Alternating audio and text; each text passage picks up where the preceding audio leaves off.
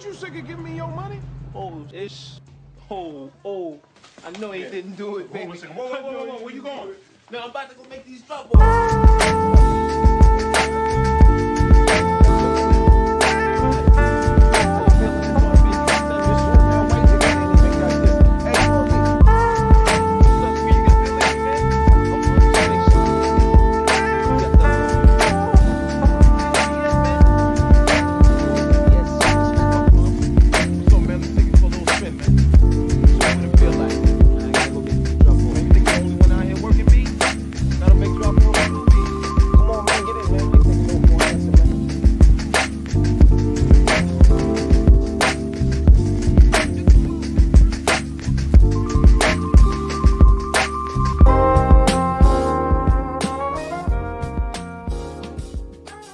Yo, what's going on? This is your boy Bradley DLO Thomas. Welcome to the Black Currency Podcast. So, a little bit about me.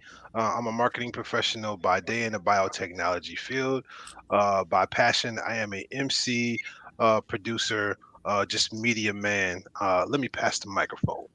Hey, what's up? It's your girl Opal Elisa. By day, I am a director of multicultural business strategy for a large financial company.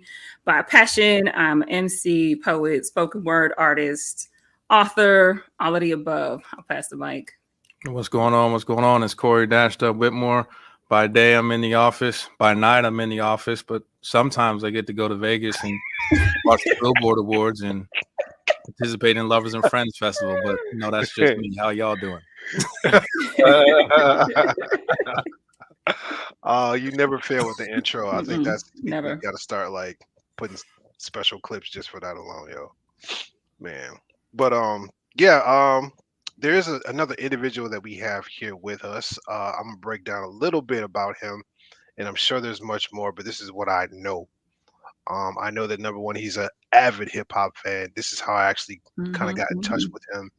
I know that he was instrumental in building a record label here in Madison, and that kind of flipped into I remember just Get Your Buzz Up. All I remember seeing is bees all over the place and tons of shows and him just promoting everything. And I was like, yo, man, that's not Big Pun though. You know what I'm saying? Like I remember cats used to be like, yo, that's Big Pun. I was like, nah, dude, like, you know what I'm saying? He's super cool though. So Coast to Coast mixtape, I'm sure y'all heard of that. But there's going to be a lot of questions that we're going to ask him because he's also the vice president of an organization that I'm very familiar with, also a part of. It's called Urban Community Arts Network UCAN here in Madison, Wisconsin, which is focused in on the arts. And he also is into not just we talk about entrepreneurism, but we also there's other ways of currency in terms of just financial currency. So he's also, in my opinion, in the physical health realm with his Muay Thai Boxing Association and company that he runs called The Blast here in Madison, and he's got a whole nother movement that is called Seek Death, and I saw him like having his own shoe or something like that. So and he does NFTs. That's what I'm saying, man. Like I could sit here for another 5 minutes and introduce him, but without further ado, everybody, let's give it up for Mark Shah Evans, y'all. What's up? How are y'all doing today? Doing good, man. Doing good. Joining us. What do you say? No problem. Joining us. So yeah, like we always do, I got my notepad here. The people that we have on this podcast always drop jewels, aka information, things that you can become a better human being by listening to and learning from. So please take down any notes. The things that you write down on a notebook tend to stick in your mind a little bit more. Everybody's used to their smartphones or their iPads or their computers. That's electronic light just going into your brain. It's a lot different from you actually handwriting things, so that you can interpret it. But enough about how people learn. Let's get into picking this champion's brain. So, tell us a little bit about your journey.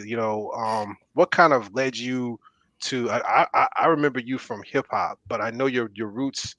Like, how did everything begin for you? Like, tell us about your journey, like how you got to where you are today, a little bit. It definitely started with hip hop as far as legal businesses, but like most knuckleheads, the legal businesses were easier and more fun.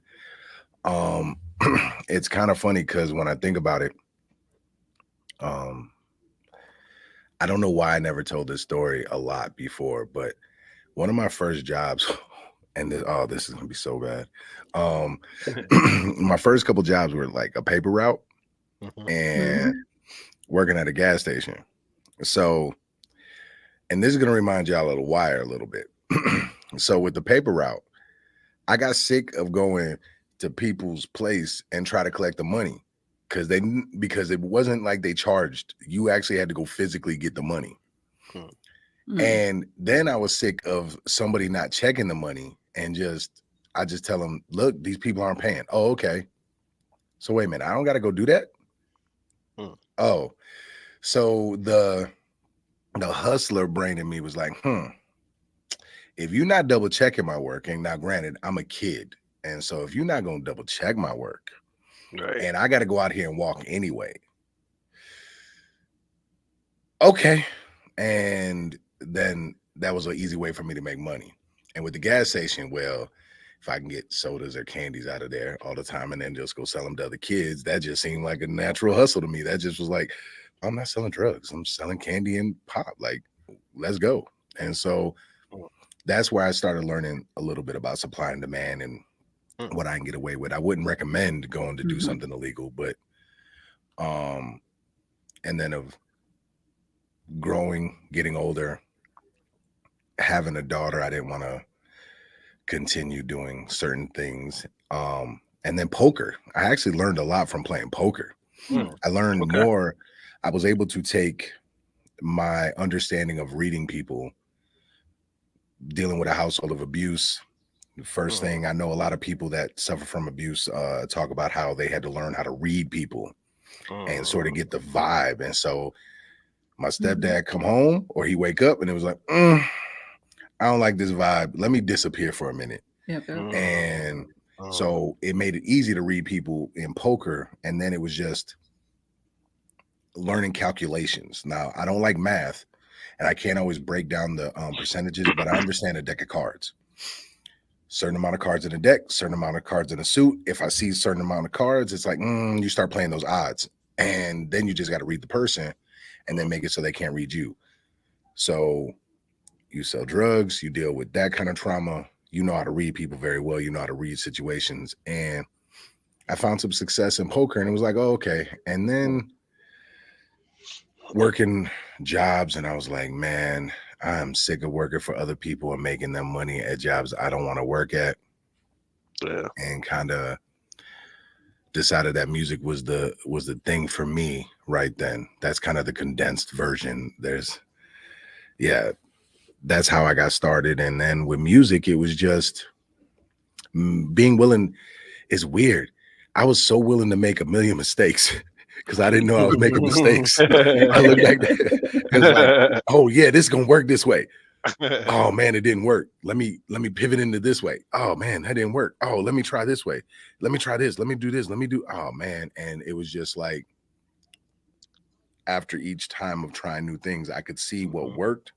And then I just had to be honest with myself why something didn't work. Was it just a really bad idea?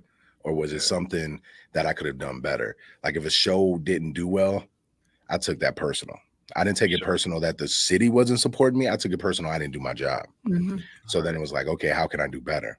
And then it was like, okay, more flyers, more posters. Figure out MySpace at that time. Figure out. You said MySpace. Oh wow, man! Like, yeah. Who's in your top 8, yo? Do you remember who's in your top 8? Man, no, I don't remember who's in my top 8.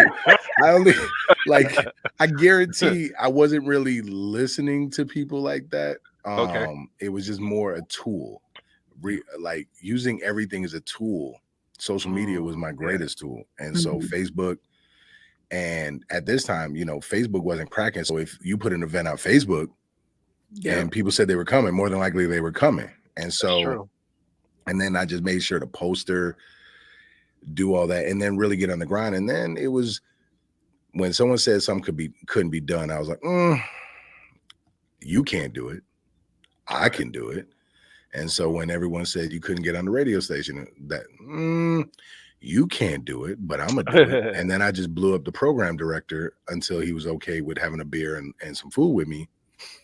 And then he liked who I was. He liked I just wasn't some person just asking for something. It was like, look, if you put local artists on your show, you will get more viewership during those times. You are bringing national acts already. Let local people open. You might bring out 10 to 20 more people, which will look good for sponsors. And especially at that time, because Jam's demographic is a top 40 rhythmic state, like they're a top 40 rhythmic station. Their demographic are kids that listen to the radio. However, when they do shows, they couldn't afford those acts that those kids wanted to see. So they would bring out older acts because their sponsors were like beer and all this. So you need those older acts. So if you bring the local acts that are older, because typically they were, now you got a demo that's going to go buy the beer. Boom, you make your sponsors happy. So it was like I knew how to sell that. So, and then, Mark, were you ever working with 93.1 on the Taste of Madison? Some of the artists that were coming in and it got to a point where, besides Profound, and we're all old enough to remember Profound. I remember Eric. So when every act locally got booked for probably a decade, they came to me and asked. And that was dope because I was able to tell them artists that I work with, but also show love to other artists that I wasn't working with, that I knew were doing well at shows, that were doing well, that I know I would book for a show. So the Taste of Madison, Dane County Fair, Brofest. Brofest. So it was like wherever Jams had a stage, they were hitting me up for the local acts. And I could understand why that might upset people to a certain extent, but it's like, no one's stopping you from making that connect. Go make that connect and go set up that meeting and be a bulldog about it. And then show them that you can bring something to the table. Right. And it worked out well. It worked out well. And I still have a great relationship with them. And, you're talking like 2 or 3 program directors later and multiple DJs later. So it's like, they've just passed on my information because I've always done things the right way. Professional, even when I may not agree with them, I just kept it professional. I'm not going to burn a bridge just because we don't see eye to eye on something. So, and that's like some executive upper echelon intelligence you just dropped on people. Like, you don't have to like someone to work to actually work with them and be effective and have a great outcome. Just from my personal perspective, I was never really able to, build those type of relationships. I kind of did it on purpose, kind of shot myself in the foot. Like, man, they playing that pop, man, I ain't trying to be, you know what I'm saying? Like, just not thinking about the big picture. So that's dope. I think that was the benefit of not being an artist. Yeah. And just really focusing on the business. And then when I was younger, I was the knucklehead that always kicked off a war, kicked off something stupid for no reason. Man, don't get in that fight right now. You gonna kick this off. Things. I still smack a dude. And so it was like I had to learn to like keep myself in check. And it was like, you messing up business. Give me that chain. Yeah, it was like, like I was the dude that would like wild out. And I know it's because I was so angry as a kid, but it was like I always felt like I had to prove something. And it's one of those things, being mixed and growing up and mostly, predominantly Black neighborhood, Hispanic neighborhood. It was like I always felt like I had to prove something. And so I wasn't white at home, and I wasn't always Black enough out there. And so it was like, okay. Like my guys never looked at me like that, but I always felt like I had to prove something. So I had to be a bigger dog about things. So it's like, you want that? I don't care. And I figured nobody could give me more pain than what I was dealing with at home. So if you willing to rumble, we gonna go. And so I just took that mentality, just sort of matured and grew. And so it was like, okay, I want that same dog mentality. I want to work like that. but now I got to get along with people. And Right. so, and I think the benefit was moving to like I got moved to Wisconsin when I was 17 and I had to live like out in farmland. And now you talk all white people. Yeah, And now I don't had to, know. Yeah, Richmond Center. That's yeah, Richmond Center. That's white. It's pretty It's white. white. And That's so it's white like, as It's pretty white. you step into town, this is you. You change the demographic. yeah, every it's time like you drive in there. Yeah, it's like okay. I don't know how to communicate with none of y'all. And it sounds funny because my mom is white, but my mom, she always told me, I never seen you marrying a white woman. That's one of the first things she said. Like when me and Sherelle got married, yeah, I never seen you marrying a white woman. So like, this is more what I seen. Like, so my family's white. I didn't really know the other side of my family, but everybody I grew up with wasn't white. So it was like, now I'm around all these white people. I don't know what to say or do. So let me just put on some headphones, put the pick in my head because I had a fro, and let me just walk around and do me. I play sports, and like I'm good. I don't have to do nothing. And it worked because the rule was, not to listen to music, but they didn't say nothing to me. They let me do me. So it was like I learned how to communicate with people that are different from me, and that is a valuable skill that I really, really needed because I could not go around and be Dame Dash. He had the money. I didn't have the money. I had to make the connects.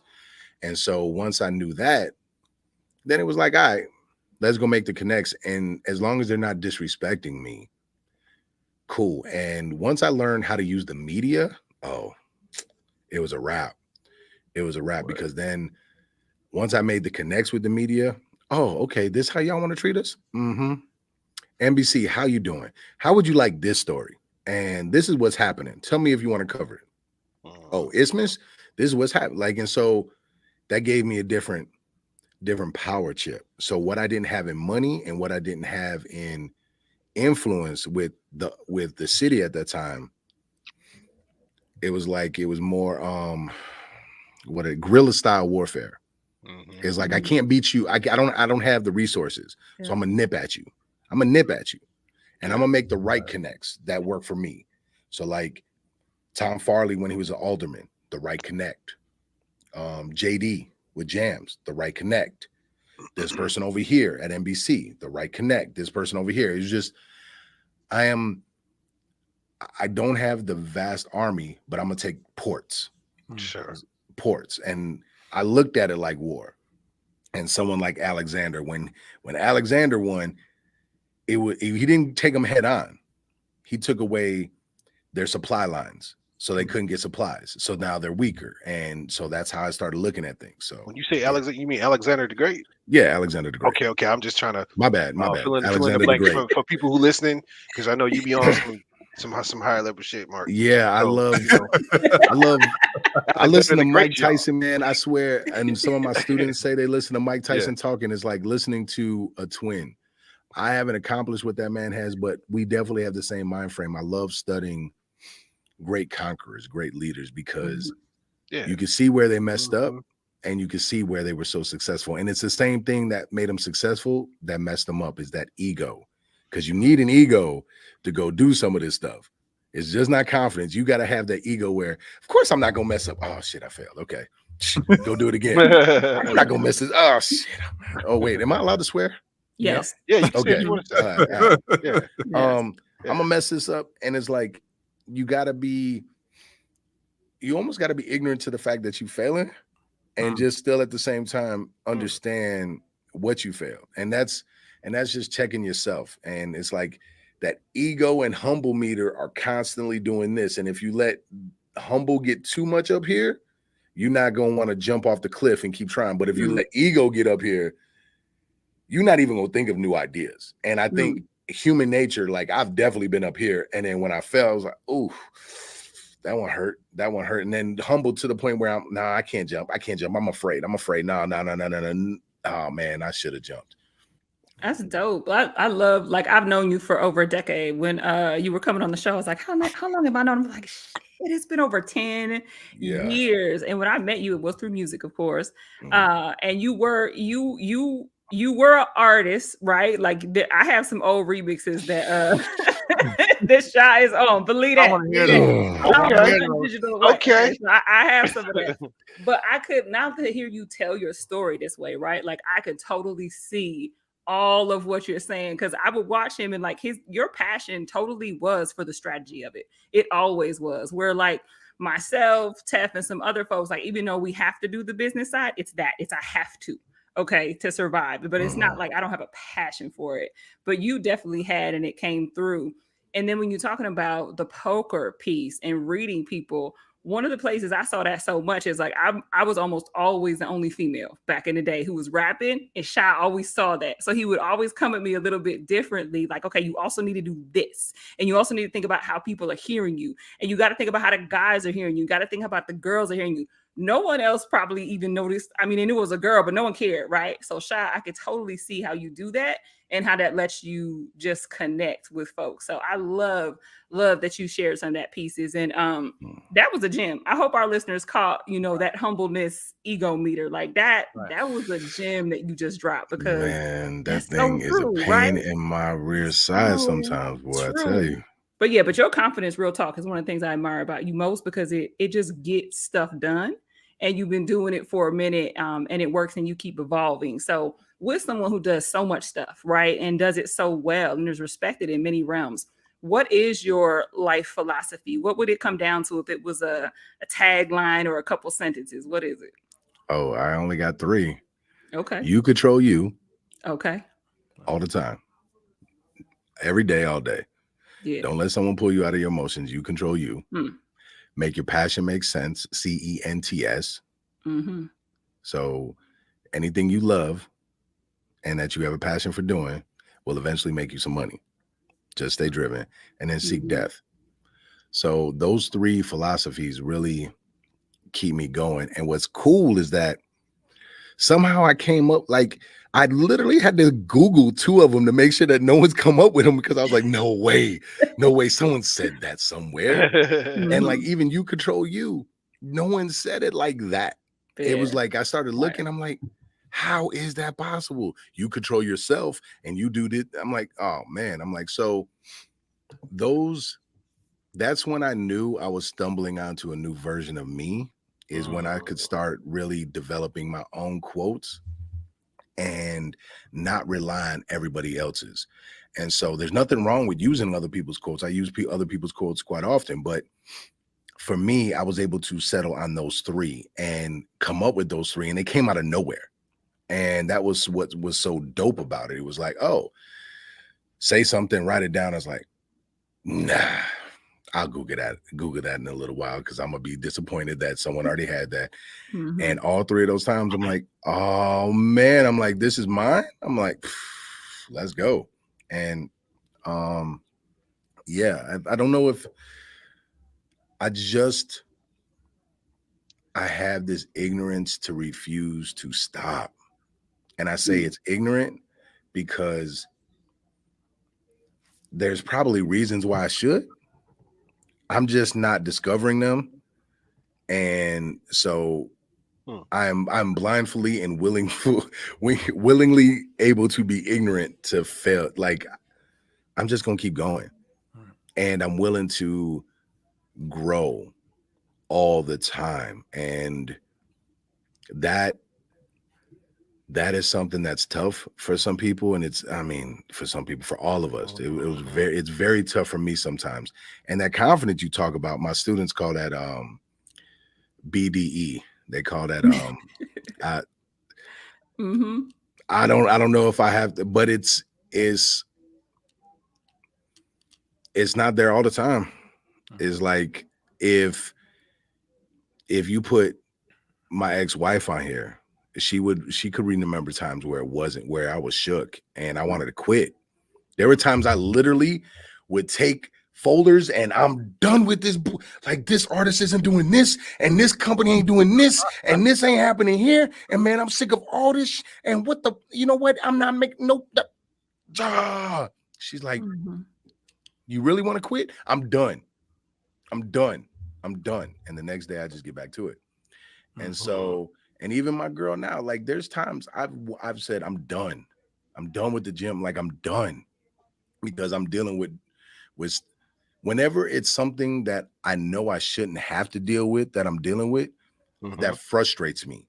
And then I have to go back to you control you. Why am I letting this get me out of my realm and out of my own thing? And I've been very blessed to have women in my life that have known when I really need something said, they come through in the clutch. And so like I literally was frustrated the other day with my gym because something someone said from another gym, and I was already dealing and it shouldn't have affected me, but I just got some horrible news about my family. It's one of those days where you get some news and it's something that normally wouldn't bother you is now annoying the crap out of you.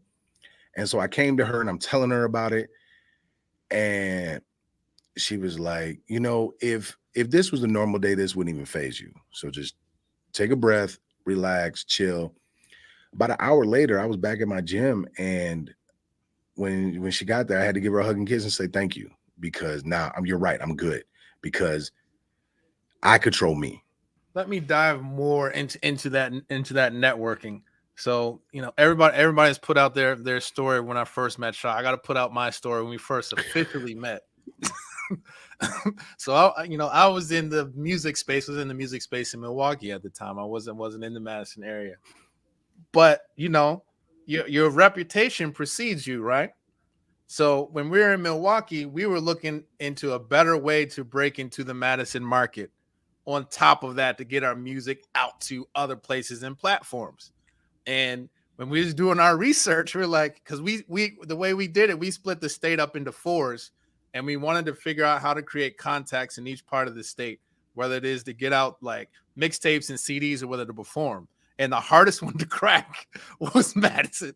We could not get into Madison for anything. Like, we got on a few bills here and there, but it was so hard to crack. So I'm like, yo, there's got to be a different way. So I reached out.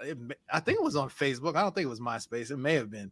But I reached out to Mr. Mark Shah Evans, and I reached out to Shah, DJ Fusion, DJ Fusion, yeah. to have like a sit down. I don't know. The way he describes it like this Godfather-esque. I come in, I take you all out to eat, and we sit and we conversate and we figure out how we're going to split up. It was kind of like that, but not really. But I was like, yo, here's what we're doing. Here's what we're trying to do. Can I come into town and take both you guys to eat? Can we go and sit down and eat somewhere and just chop it up and see what the possibilities are to move forward? And it was a great conversation. Like, both you guys were so, I think you guys were surprised that somebody did that, but you guys were like forward coming with like all this information. There's like, okay, well, you can do this. You should try this. Have you thought about this? And they're asking me questions about what we were doing and what we haven't done. And have you tried these platforms? And have you tried these options? So like, I was incredibly grateful. And that was our real first interaction, from him being so upfront and willing to share knowledge and actually show that he cared by actually asking me questions. Some people say, hey, try this. But he actually asked me questions about what we were doing and how we were doing it, which showed like, oh, he's invested in how we're trying to move forward. But not everybody is able to take that step forward as far as networking. There's so many people that are struggling with that network. What tips or what things do you think people need to be aware of, or what are they missing when it comes to really building and expanding their network? Is it just, hey, you just need to throw fear out the window and start talking to folks? Is there a strategy to it? Is there a way you follow up with people, how you engage people? Like, what are some tips for folks that are just starting out and say, hey, I have no network, I'm trying to get one started, or I'm trying to expand the one I got? What would you tell them? Your network is your net worth. That's not mine. That's just that just makes sense to me. It's like, when I heard that, I was like, oh, okay. Everything you said is a yes. You can't be afraid. And you just got to be honest. Like, this is what people struggle with. And this is what, I'm sorry, excuse me. People are like afraid to say they have nothing to offer. Look, I have nothing to offer. Yeah, I just yeah, have questions. I want to Mm. learn. Mm. Cool. And then accept whatever answer comes instead of getting in your feelings. No, I don't want to do that. I don't want to give that to you. Cool. Or how simple was it?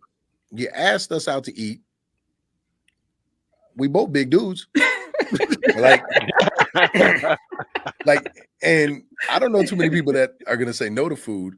And so it's like, even a beer, even a drink, it was like, that's how business people sit down and talk. And what's the point of me having all this knowledge and not share some of it? You're not asking me to do the work. You're asking me for what I know. Cool. Here, this is what I know. This is what's worked for me. Take it. And yeah, I'm curious. I now want to know about you. And tell me about you. And tell me what you got going on. And tell me Right. that really is it. And then it's like, it's not like I'm not Diddy. So you can't hit up Diddy like that. You just got to hit up maybe in someone in your tier or someone above your tier. And that's where you got to, again, be honest with yourself. I'm a local artist. I'm trying to break out in another market and take over this state. So I got this unlocked. I got this unlocked. If you were selling drugs, how would you move in that market? You need to connect in that market. Mm-hmm. You need someone to at least lay up at. Like, the blueprint's in Jay-Z's music, man. Come on, man. Like, Mm-hmm. it's in Joel Santana's music. It's in Dipset. Like, listen to this. And so for me, I already knew that. I looked at it as, I could always use another connect in Milwaukee. I got Madison unlocked. Madison's unlocked. That's, for the rest of my life, Madison's unlocked. I've done enough work to earn that. Cool. But I'm not in Milwaukee like that. So let me throw some things out, and then I have a connect. And it's just, I don't know, man. It's like, you can't be afraid to ask people and just be honest. Like, if you're looking for knowledge, just ask. Yep. There's so many professionals that are willing to give it out if you ask. But don't just say, hey, yo, can you help me do this? No, because now you're asking me to do work. Yeah. Now, I charge for that. So if you're going to ask me to do the work, you're going to pay me for that. But if you're asking for knowledge, how can I do this? Cool. Or can we sit down and have a meeting? Sure. What's the meeting about? Well, I don't know how to do certain things, and I can see that you do. And I wanted to see if I could pick your brain and maybe take some notes. Oh, yeah, but I'm not free for another 2 weeks. That's no problem. That's no problem. Go ahead. Like, just shoot me over some dates when you got time. And if 2 weeks go by and I haven't shot you a date yet, hey, I just wanted to check in. Oh, man, I'm sorry. I forgot. Like, cool. Okay, actually, I got my calendar open right now. I can make this work in this time. And then you better do everything you can to make that time. Like, oh, you got to go get a babysitter. You need this, you need that. I don't care. Now, if you say, man, I can't make that date, I got this, more than likely I'll shoot you another date. But I'm just saying, like, there's some people that can't do that. They have this time and they're booked for the next month. Just take that time. And so it's really willing to be open about that. And then ask to shadow. Like, there's a building. Oh man, I'm giving away a gem. There's a building at East Wash. It says, it just says something research on it. It has nothing else. It's like a brick building and it says something research.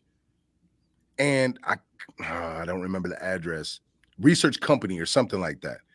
And it's right on East Wash. And I know it's on the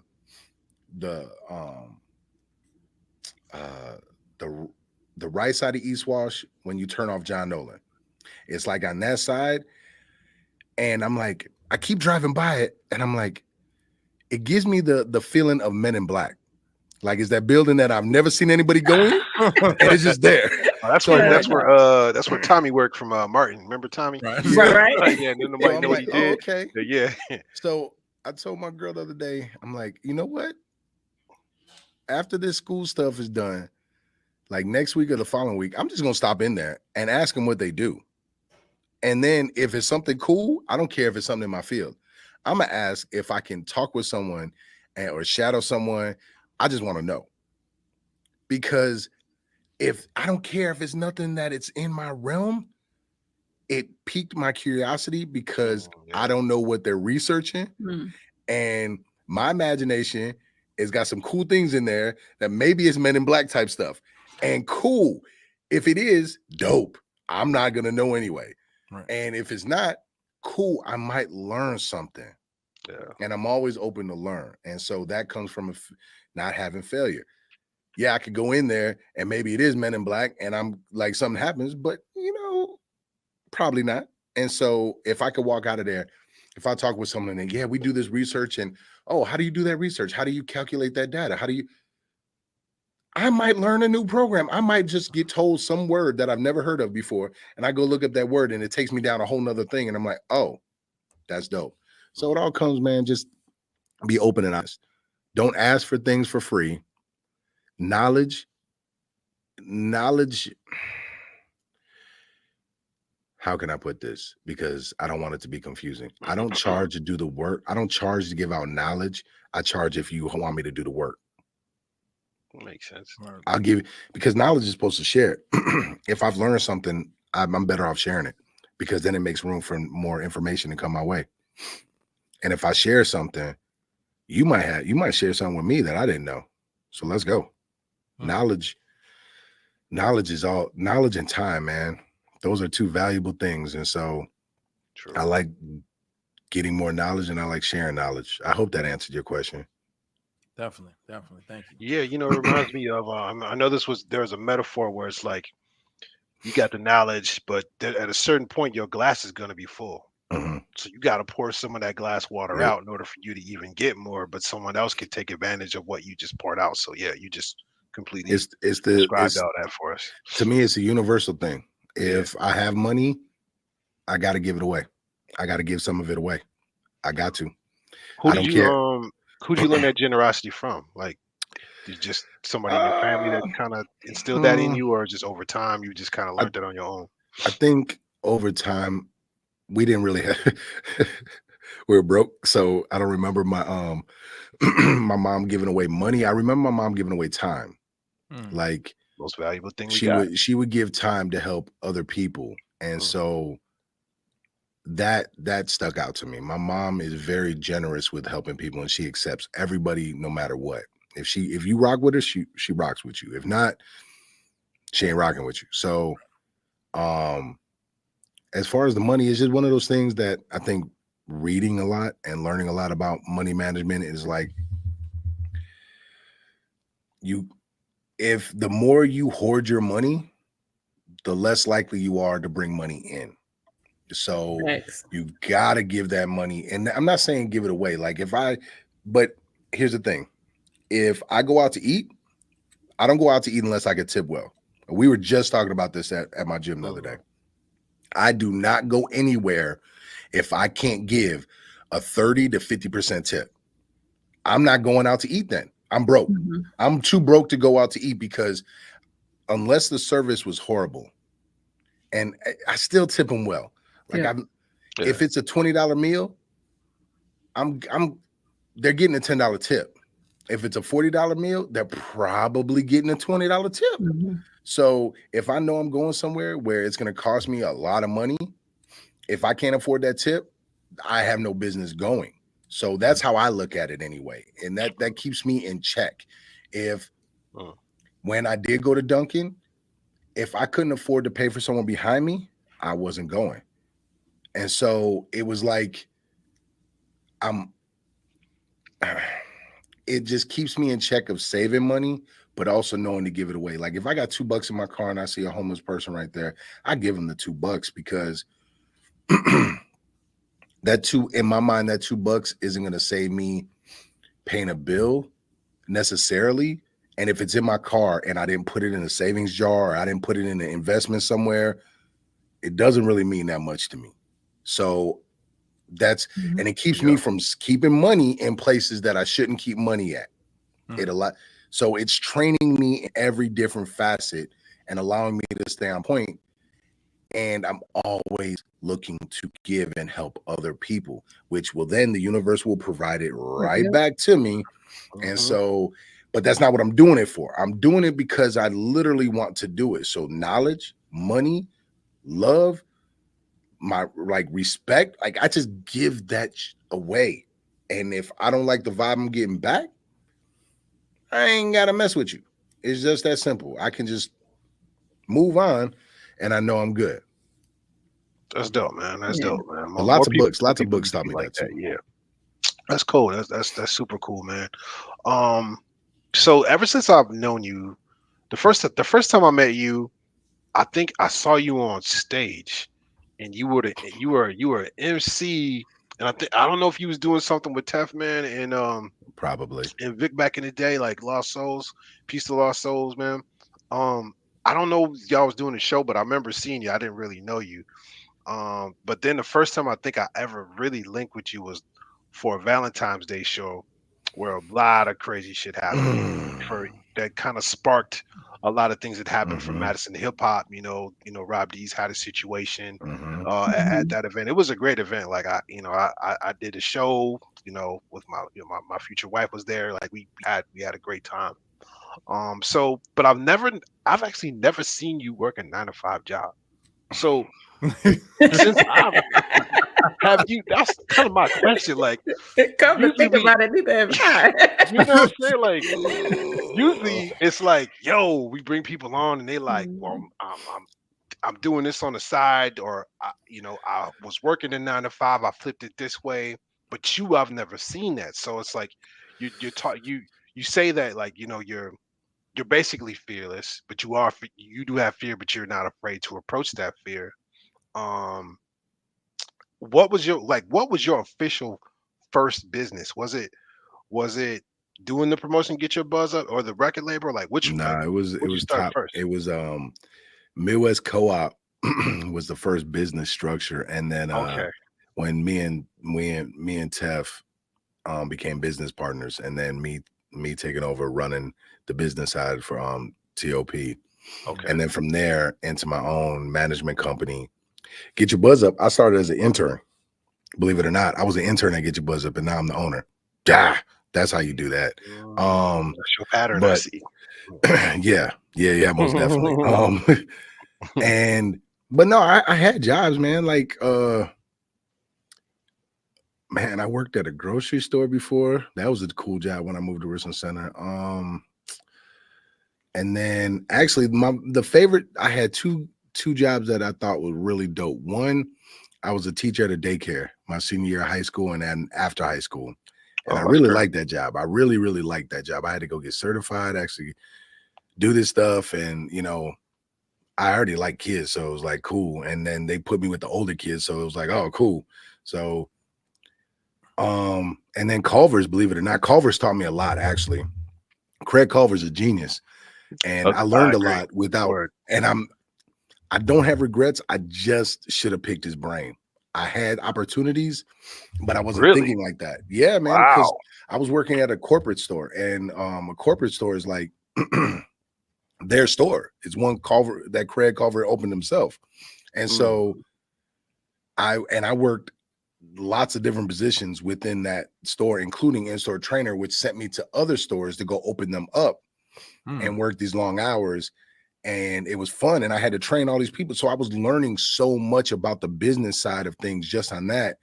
And then I would watch this man come in and just give Badger tickets away like it was nothing. Like it was nothing. And it was like, oh, and then he'd come in and work the grill. And I could see the hustle. Like, I'm like, okay, he's just trying to show that he's still part of it. But his whole story is that he started, at an A&W and then eventually bought it and then moved on to Culver's and created his own thing. So it was like, oh, I didn't know that. That's crazy. Yeah. So it was like, I got to actually talk with someone and shake their hands and get Badger tickets from them. And he would constantly come to the stores, and it was like, oh, this is a different kind of hustle. Okay. And then from there, just working in factories. For a while there, I made yogurt, man. I know all about making yogurt, B. Like I can make me some yogurt for that's what's up. That taught me a different work ethic when I was working at a yogurt factory, And when it started, there was only 2 shifts, first and second shift. But there were times where the machine would break and we'd be there till 6 a.m. Oh, damn. Dang. And the only customer they had was Walmart, because Walmart was new. They were just like coming on board to taking over things.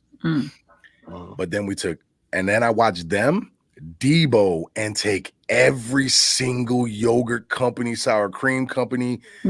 They took Dean out of business because Dean's factory was in Richland Center. Yeah, okay, I remember. And Dean. so they took them out of business, and I was like, whoa. And they got so much business. We'd eventually have a third shift, but I would work like 18 days in a row, get a half day off, work 21 days in a row, get another.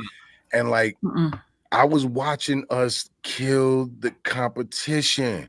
Like they were taking them out. It was just like, hey, that's my block. It's my block now. And they were literally taking in the yogurt and dairy industry. I was like, man. And then they sold it off. And I was like, oh, that's a different kind of hustle. But I also learned that I could work like a madman, and I didn't like my job. And but I also got to learn to be a leader. I ran an entire yogurt line. So like at the start of the line, you got the processors. They make all the milk. They do all that stuff, and then it pumps in to the room.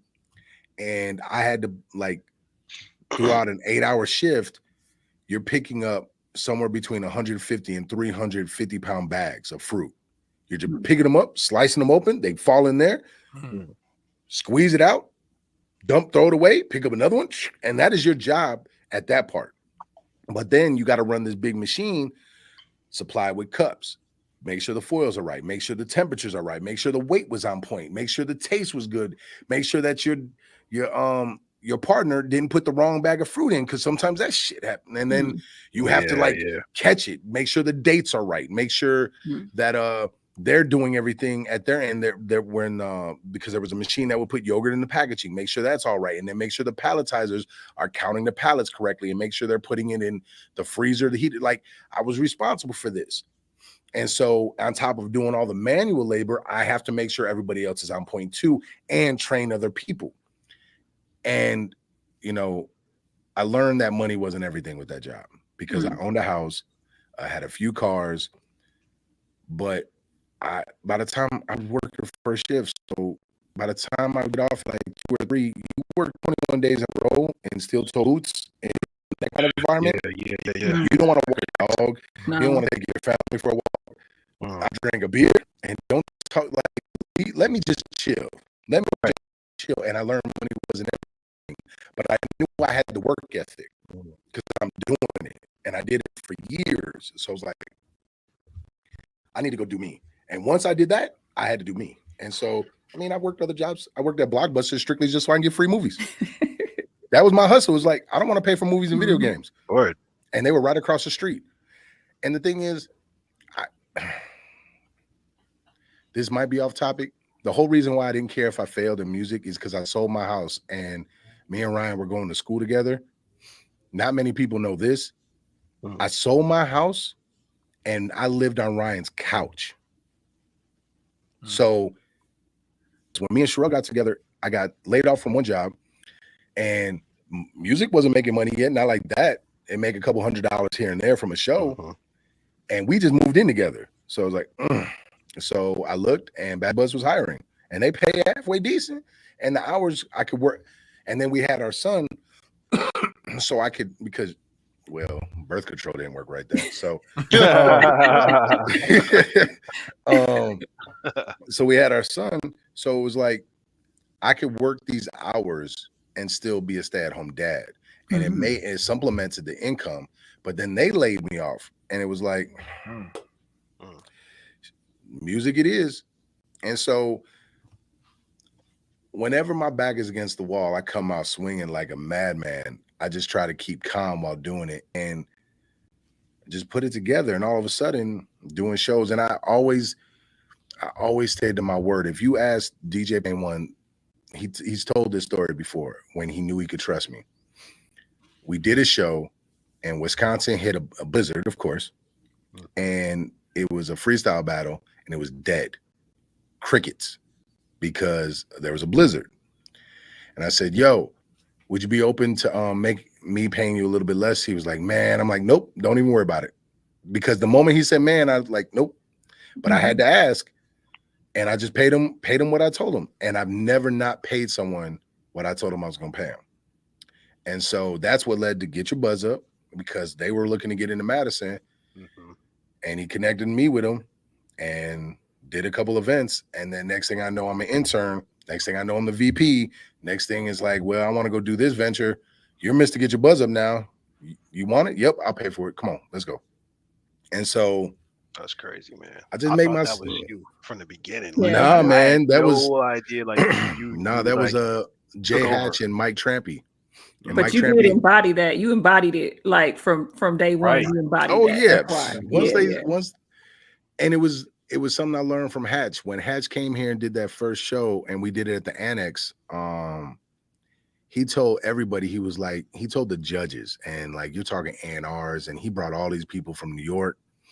And he was like, man, Shah is the Midwest Jay Hatch.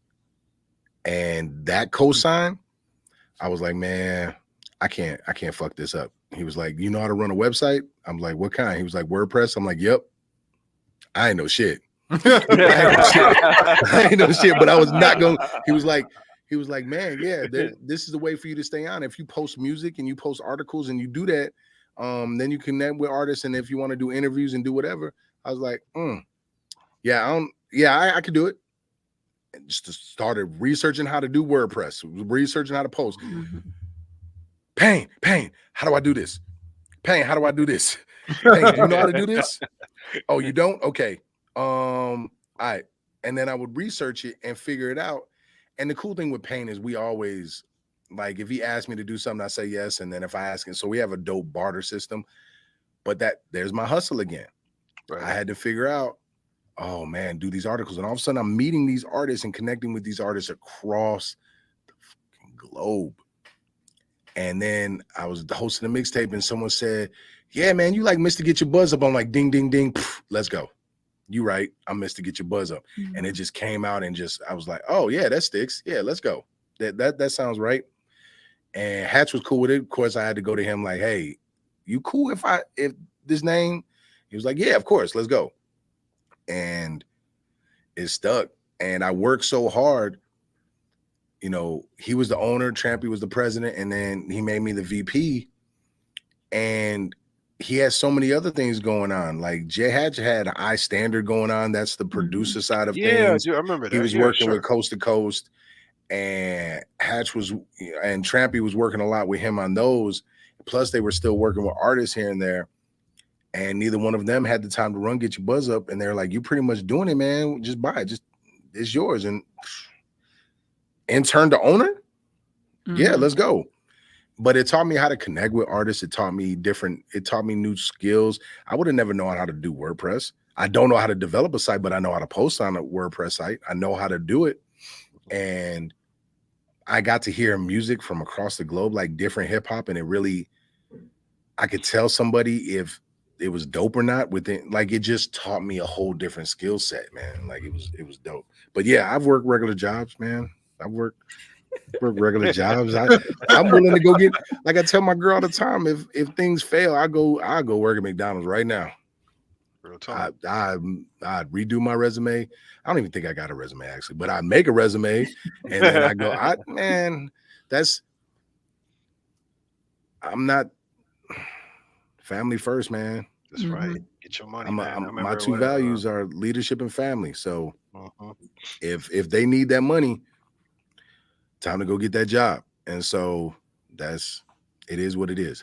Say that again, like listeners, slow dough is better than no dough. That's a fact. And that's some grown up stuff too. Man, like, I would go work in McDonald's. Like, oh, my daughter says, man, I don't want to work. Okay. Right. Okay. You don't know. You don't know. And I find that as a blessing that she doesn't understand that yet, because that means I provided a cool life for her. But I know what I do. I go work at McDonald's. How you want it? I work at Burger King. I work at Taco Bell. Like, actually, I took my girl to Taco Bell the other day. I'm like, you know what? They hiring. I bet it pays good. She's like, when are you going to have time to do that? I'm like, I don't know, but a little extra money ain't going to hurt. Right. So, like, I am to the point now where I could, if I needed to, or if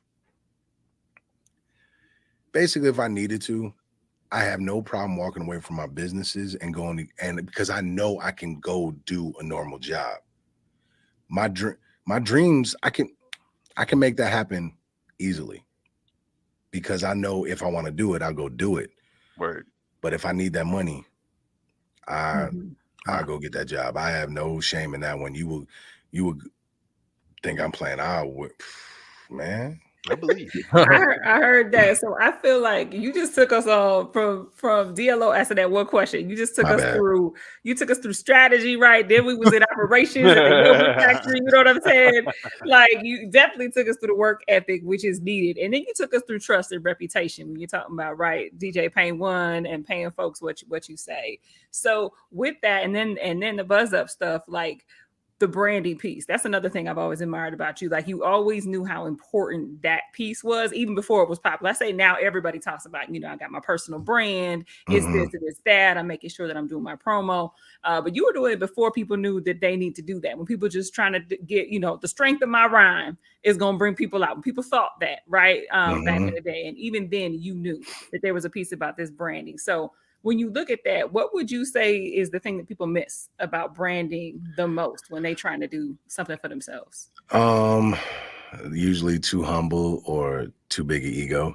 They're too humble. Like, man, why would anybody check me out? Why would anybody vibe with me like this? I'm just an artist. Well, you better sell yourself. Sell, like, anybody can spit. Anybody can spit. Like, so what separates you from the other spitters? And then the ego, man, I don't have to do that. I don't have, like, and then that's still the same problem with learning it. It's like, that is a whole different art form. And so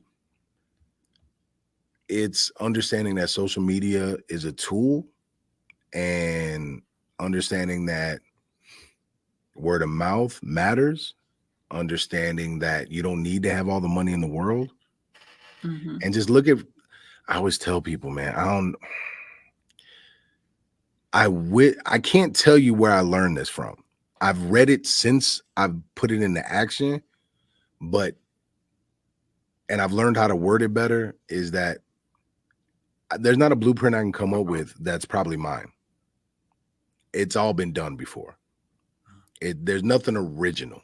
So all I did is study what other people were doing in my field. I watched Diddy, I watched Jay, I watched Dame, I listened to him, Master P. Yeah. Those are probably the big ones, Russell Simmons. And I just said, okay, what are they doing? What are they not doing? How can I be better? How can I make it mine? And so I was in a market that didn't cater to hip hop. And I was like, okay. However, college kids loved hip hop. Yes. Okay. Let me see how I could do this. Okay. I have to understand the money side of it. So I have to market to the radio if we have a radio song, but do not make a song for the radio. Just make your music. We'll play it from there. Okay. Okay, cool. Let me get on social media and hype things up. And I made plenty of mistakes with that, like learning. And Facebook was like, and social media at that time was like the Wild Wild West. They have their algorithms pretty much set now. They know what they're doing with that. But back in the day, it wasn't. So it was like, okay, create an event, put in this little code or whatever, and it'll just copy and paste every one of your friends. And I don't have to go through and click it all. Cool.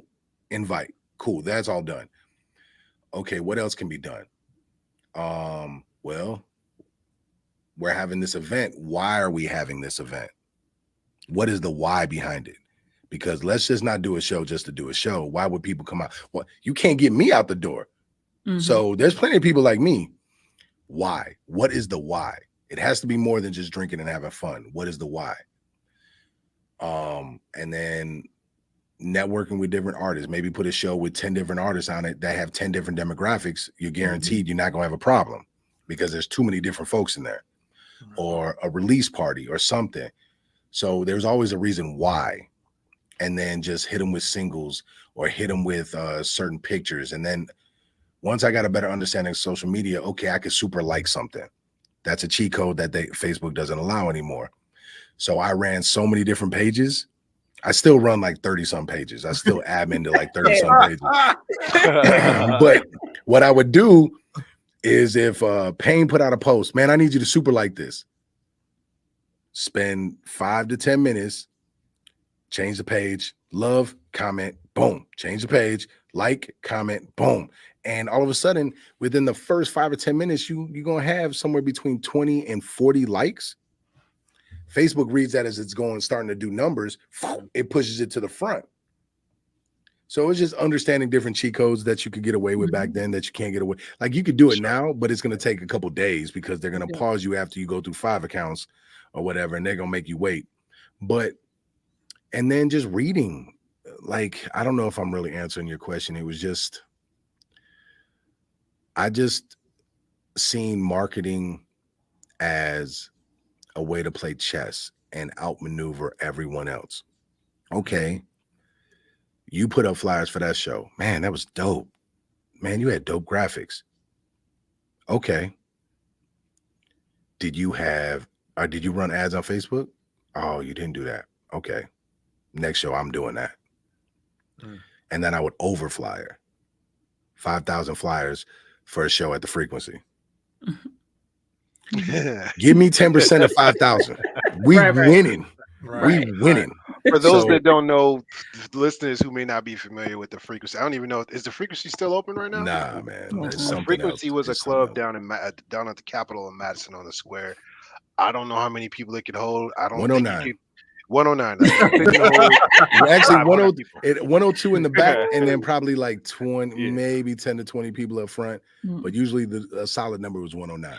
And so you used to have I remember you had did you have Lil Durk there one time?